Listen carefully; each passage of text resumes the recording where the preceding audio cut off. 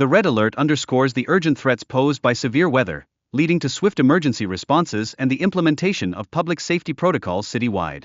In the midst of this crisis, numerous residents face difficulties locating safe shelter, while authorities endeavor to deliver essential resources and assistance to those impacted. Moreover, local news outlets play a crucial role by providing timely updates, keeping the community informed about ongoing challenges and vital safety recommendations.